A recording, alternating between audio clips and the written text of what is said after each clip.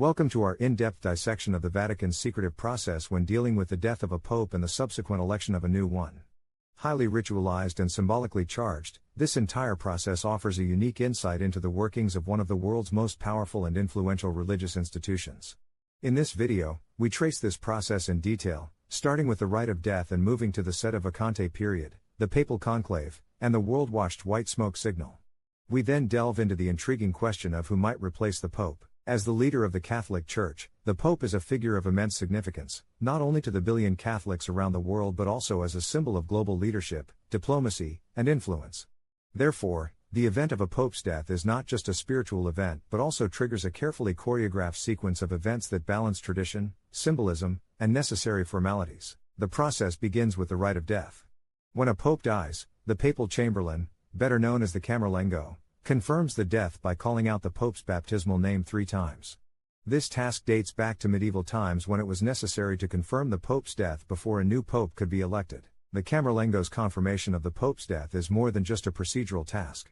It is a moment highly charged with symbolism, marking the start of a period of sede vacante, which is Latin for vacant see. During this period, the governance of the Catholic Church passes to the College of Cardinals until a new Pope is elected. The sede vacante period comes with its own set of rules and traditions. For example, normal Vatican functions slow down dramatically, reflecting the solemn atmosphere in the aftermath of a pope's death. Furthermore, the ring of the fisherman, a pope's signet ring that is destroyed after his death, is symbolic of the interim period. Amidst this solemn setting, the world's attention turns to who might replace the pope. Will it be an established cardinal like Pietro Parolin, the experienced Vatican Secretary of State, or a rising figure like Luis Antonio Tagle from the Asia-Pacific region, bringing with him the hopes and aspirations of millions of Catholics from the developing world? The cardinals occupying positions of prominence within the Church are natural contenders for the papacy. However, a wide range of factors, such as age, nationality, and territories they represent, come into play.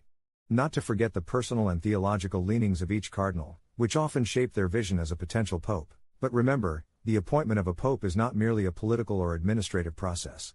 It is a spiritual process, where the Holy Spirit is believed to guide the choice of the cardinals. This belief has deep roots, traceable back to the early Church, and is a crucial aspect of papal election. The spiritual dimension balances the political one in the sequence of events called the papal conclave, meaning with a key, emblematic of the total secrecy enveloping the process. The College of Cardinals sequesters themselves within the Sistine Chapel until a new pope is selected. As the cardinals gather within the Sistine Chapel, they are reminded of their sacred duty to choose the next pope. They take an oath of absolute secrecy and contemplate the gravity of their responsibility before casting each vote. It's a process stripped of all external influences, a necessary condition to ensure the purity of their decision. The subsequent rounds of balloting see names move up on the ladder of consensus or slip down into the quagmire of dissension, until a 2/3 majority agrees on the new pope. If the cardinals remain deadlocked after 30 ballots, a simple majority suffices, with a likely shift towards a more compromising candidate. And then, finally, after a successful election, the world gets to know when the myriad gray-black fumes emanated from the Sistine Chapel's chimney suddenly turn into white. It is time for the white smoke signal.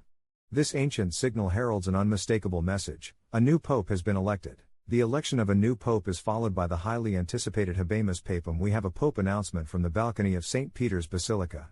The new pope, usually choosing a name symbolic of his papacy, greets the crowds with a papal blessing fostering unity, love and peace among the nations. Now, what if the new pope's reign is marked by a significant global event or by his death, as we saw in recent years? With the Church mobilizing itself to implement the sede vacante rhythm again, familiar names like Cardinal Parolin or newer faces from the College of Cardinals could once again reignite papal whispers. The process and rituals, steeped in centuries of tradition, continue to guide and govern the Catholic Church. Despite evolving times and technologies, the solemn rhythms of the rite of death, the intense silence of sede vacante, the rigors of the papal conclave, and the euphoria of the white smoke signal maintain their gravitational pull. As we go deeper into understanding the Vatican's secretive process, we come to realize that the process of death and rebirth of a pope is central to the fabric, the very soul of the Catholic Church. It does not mourn a dead pope for too long, nor does it remain without a leader. It finds strength in tradition and faith and continues its journey, shaping the future course of human history. As we delve deeper into the history and future of the papacy, many questions arise.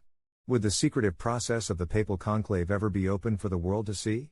Would the old adage, he who enters the conclave a pope, leaves it a cardinal, still hold its power in the future? How much influence will the changing face of global Catholicism have on the choices for the next Supreme Pontiff? Yet, for now, the process remains inscrutable, cloaked in mystery, governed by sacred tradition, and bound by absolute secrecy. And that's probably how it will continue to be, as the Catholic Church solemnly completes its pulsating cycle of life, death, and rebirth. The paramount significance of any man holding the office of the Pope, and the complex process surrounding his death and the subsequent election of a new one, commandeer humbling respect. Both Catholics and non-Catholics are drawn into the vast orbit of the papacy's impact and influence, while the shadows of the past, the present, and the possible future are painting a picture. Only time will reveal the canvassed masterpiece, intertwining both the Vatican and the world in its brushstrokes.